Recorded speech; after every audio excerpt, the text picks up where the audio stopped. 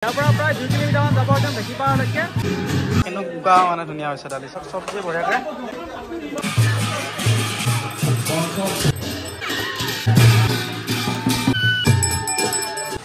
এয়া মহাভোগৰ সময় হ'ল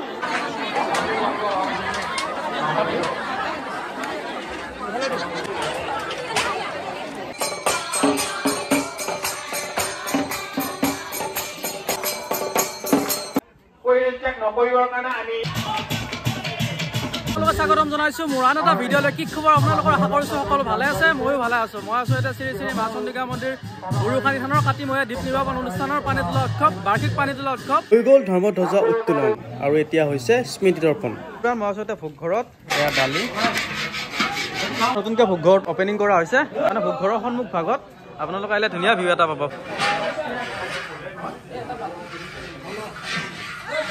জুবিন দাক জনালো শ্ৰদ্ধাঞ্জলি জয় জুবিন দা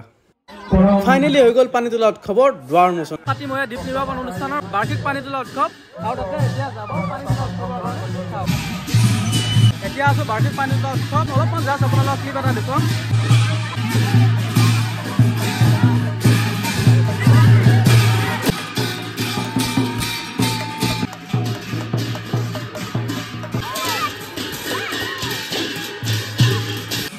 এতিয়া সকলো আহিলে পানী তুলি অহা সকলোকে এতিয়া মন্দিৰৰ ভিতৰলৈকে আদৰি অনা হৈছে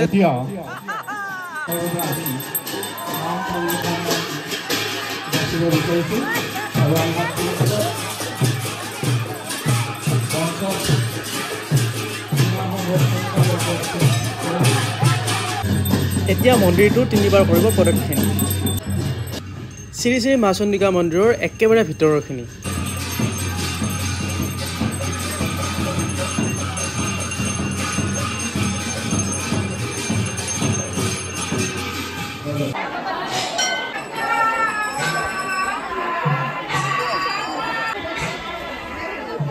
এতিয়া আছো ভোগ খোৱা গৃহত সুন্দৰভাৱে আমাৰ আৰম্ভ হৈছে আৰম্ভ কৰিব ওলাইছো আপোনাৰ ভোগৰ ব্যৱস্থাটো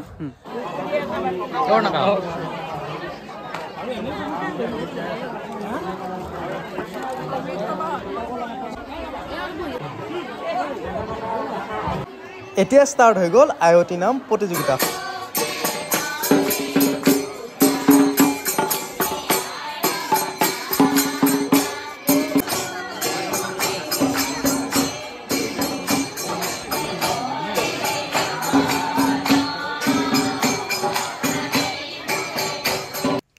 এতিয়া আমাৰ মাজত আহি পালে চিপাঝাৰ সমষ্টিৰ সন্মানীয় বিধায়ক ডক্টৰ পৰমানন্দ ৰাজবংশী মহোদয় আৰু মহোদয় আমাক ভোগগৃহটো অনুদান হিচাপে আগবঢ়াইছিলে আৰু তেওঁ যেতিয়া আহিছে আৰু তেওঁৰ ভাষণে সকলোকে আপ্লুত কৰিছে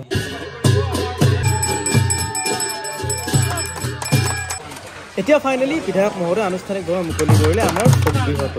আমি চৌকা কিনছা নিজে কৰি দিছোঁ আমি চৌকা পকাৰ বনাব জানিবৰ কাৰণে হয় তলৰ পৰা বনাই আনিছোঁ পকাৰ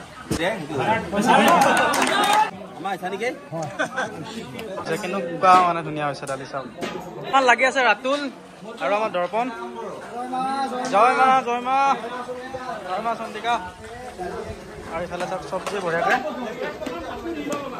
আৰু ষ্টাৰ্ট হৈ গ'ল আমাৰ দিব আৰু এতিয়া লাহেকৈ খুব মহাভোগৰ ব্যৱস্থা হ'ব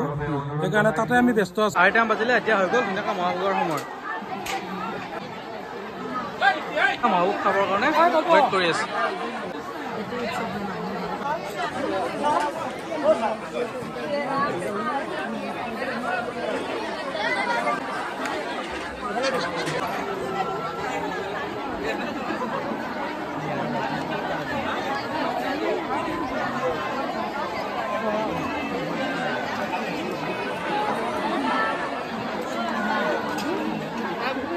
মা চন্দিকা মন্দিৰৰ মহাভোগ এয়া দালি আৰু এয়া চব্জি এটা লৈ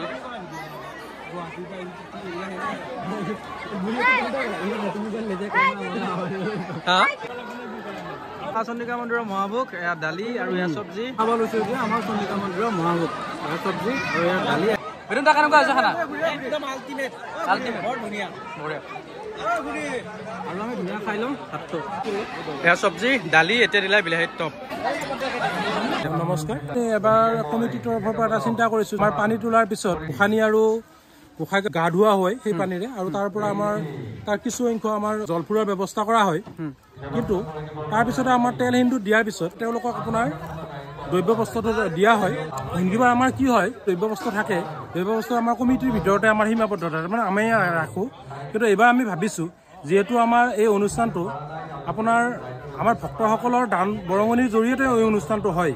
আমি প্ৰায় 4-5 হাজাৰ মানুহটো সহজভাৱে হয়েই আপোনাৰ মহাভোগৰ কাৰণে কিন্তু মোটামুটি 10,000 মান মানুহ হয় কিন্তু ইমান মানুহটো নাথাকে পিছৰ ফালে কিছুমান বিশেষ কাৰণত গুচি যায় কিন্তু মহাভোগটো আপোনাৰ 4-5 হাজাৰ মানুহে গ্ৰহণ কৰে বা আপোনাৰ বহুত মানুহ দান বৰঙণিৰ জৰিয়তে যিহেতু অনুষ্ঠানটো হৈ আছে আমি ভাবিছোঁ এইবাৰ গোসাঁই আৰু গোসাঁনীৰ যিটো আপোনাৰ দ্ৰব্য বস্তু দিয়া হয় সেই দ্ৰব্য বস্তুটো আপোনাৰ কোনোবা ভকতৰ মানে ভক্তৰ ওচৰলৈকে যাওক তেনেকুৱা এটা চিন্তা কৰি আমাৰ নৈবদৰ যিমানখিনি আপোনাৰ কুপনৰ ব্যৱস্থাটো থাকে যিটো পঞ্জীয়নৰ ব্যৱস্থা থাকে তাৰ পৰা আপোনাৰ যিখন আপোনাৰ আমাৰ মহাদেৱৰ যিখন বস্ত্ৰ তেওঁক যিটো এখন বস্ত্ৰ দিয়া হয় সেইখন বস্ত্ৰ আপোনাৰ দিয়া হ'ব আপোনাৰ আমাৰ যিখিনি নৈবদৰ লগত মানে পঞ্জীয়ন হয় তেওঁলোকৰ মাজৰ পৰা এজনক দিয়া হ'ব আৰু এজনক দিয়া হ'ব আপোনাৰ ক'ৰ পৰা এই ভক্তজনক দিয়া হ'ব আপোনাৰ যিখিনি আমাৰ মানে সাধাৰণ ধূপৰ পৰা আৰম্ভ কৰি আপোনাৰ যিমানলৈকে দান দিছে মানে যিমান অৰিহণা দিছে আৰু এই কাৰ্যটো চলাই নিয়াত আৰু সেইখন পাব আপোনাৰ আমাৰ গোসাঁনীৰ বস্ত্ৰখন এইখিনিয়ে আৰু তেনেকৈ আপোনালোক আহক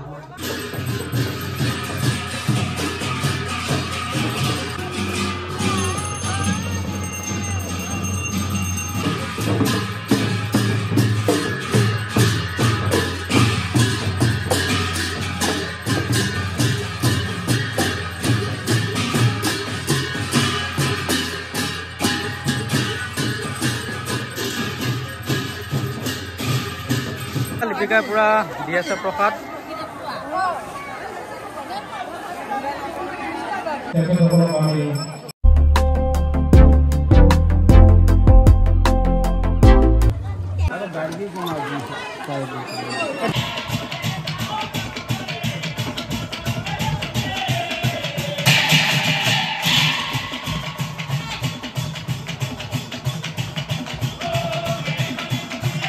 তুমি মনত ৰাখিবা তোমাৰ এদিন এই একেৰা জাগাতে জন্ম হ'ব তোমাৰ এদিন সেই একেৰা জাগাতে জন্ম হ'ব তোমাৰ এদিন এই একেৰা জাগাতে জন্ম হ'ব তুমি নিশ্চয় জানিবা হয় আকস্মাতে শিলবতা বৰষুণ আহিলা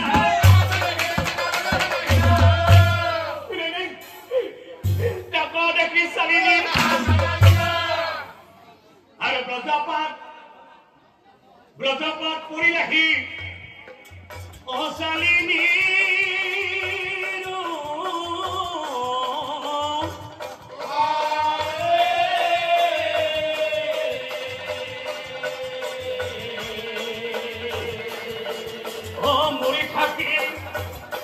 মুড়ি থাকি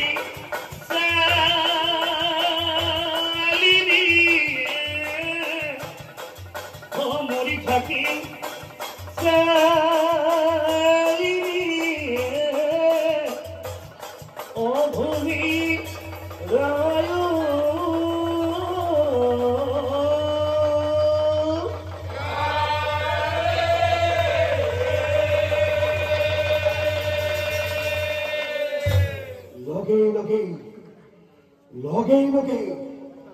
জমৰ দুটাহি শালিনীৰ জীৱটো লৈ যা জমৰ দুটাই চিত্ৰগুপ্ত গতাই আৰু চিত্ৰগুপ্তই শালিনীৰ পাপ পুণ্য হিচাপ কৰি যম ৰজাক কৈছিল মহাৰাজ এই নাৰীজনী আছিল অত্যাচাৰী নামানিছিল গুৰু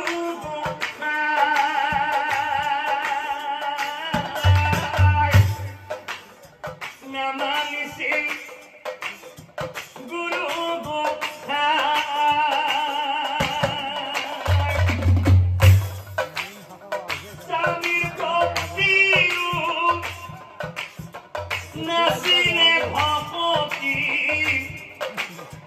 দিনে নিশায় পাৰিছিল গালি দিনে নিশায় পাৰিছিল